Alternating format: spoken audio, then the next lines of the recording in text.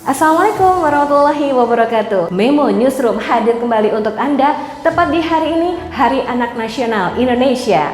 Dalam rangka memperingati Hari Anak Nasional tahun ini, 31 dari 45 anak binaan di Lembaga Pembinaan Khusus Anak kelas 1 Blitar mendapatkan remisi.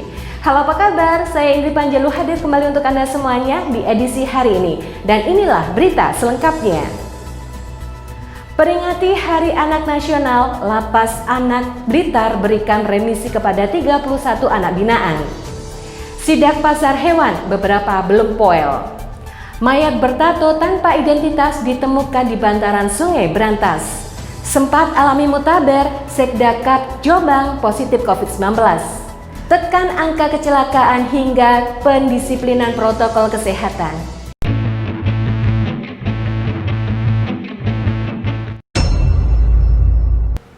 Dalam rangka memperingati Hari Anak Nasional tahun ini, sebanyak 31 dari 45 anak binaan di Lembaga Pendidikan Khusus Anak LPKA kelas 1 Blitar mendapatkan remisi.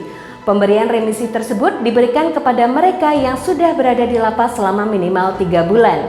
Besar remisi yang diberikan antara 1 hingga 3 bulan. Kepala LPKA Blitar, Tatang Suherman menjelaskan, pemberian remisi hari ini merupakan bagian dari remisi khusus selain Hari Kemerdekaan dan perayaan hari-hari besar keagamaan.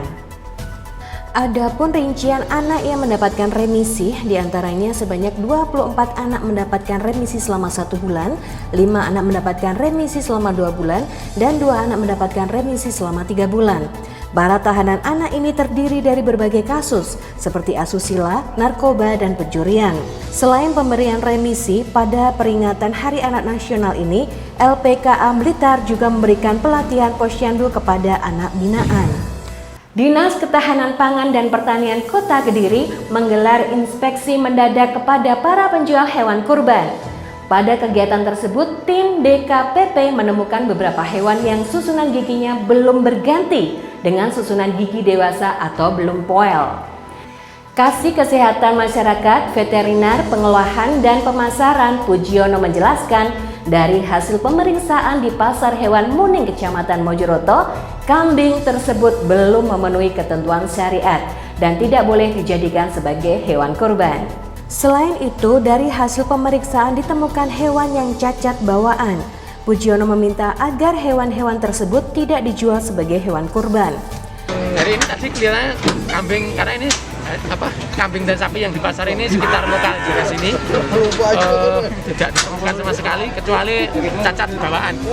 Tadi yang kakinya ekor itu cacat bawaan, itu kalau menurut syariat yang tidak sah, yang untuk kurban tidak sah. Penyakit mata saya lihat juga ada.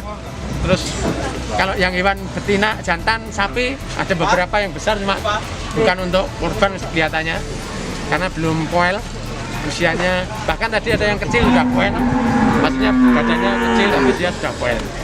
Itu yang kurban tahun ini. Pujiono juga menilai pelaksanaan protokol kesehatan di pasar hewan harus lebih diperhatikan oleh para pedagang maupun pembeli. Pasalnya masih banyak orang di pasar hewan tidak mengenakan masker. DKPP Kota Kediri meminta kepada penjual dan pembeli agar mematuhi protokol kesehatan, minimal mengenakan masker dan mencuci tangan. Seorang pria tanpa identitas ditemukan meninggal di Sungai Brantas, tepatnya di Kelurahan Merican, Kecamatan Mojoroto, Kota Kediri, Rabu 22 Juli sekitar pukul setengah 3 sore. Menurut warga sekitar, mayat itu berasal dari arah barat sungai, kemudian menyangkut di tumbuhan tepat di tengah sungai. Oleh para pemancing sempat dikira boneka, namun setelah diperhatikan mereka sadar kalau itu adalah mayat. Baru kemudian mereka menarik mayat tersebut dan membawanya ke tepian. Ketika dilihat, wajah mayat tersebut penuh darah. Musagik Babinsa Kelurahan Merican mengatakan mayat tersebut sudah hanyut selama kurang lebih 3 hari. Ciri-ciri mayat tersebut bertato, memakai kaos warna putih dan celana jeans, serta berusia sekitar 28 tahun. Di kantong celana korban juga ditemukan telepon genggam yang sudah dalam keadaan mati.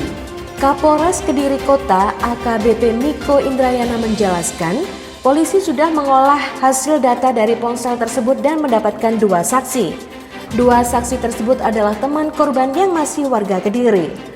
Polisi masih mendalami keterangan dari saksi dan akan segera merilis identitas korban setelah semuanya jelas.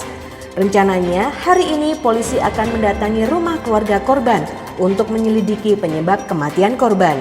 Dari hasil otopsi, petugas forensik tidak menemukan tanda-tanda kekerasan di tubuh korban. Dalam pelaksanaan Operasi Patuh Semeru 2020, Polresta Kediri tidak hanya memperhatikan standar operasional prosedur. Mereka juga harus memperhatikan protokol kesehatan sehingga keamanan dan kesehatan personel serta masyarakat terjamin. Kapolresta Kediri AKBP Miko Indrayana menjelaskan Operasi Patuh Semeru akan diselenggarakan mulai 23 Juli sampai 5 Agustus nanti.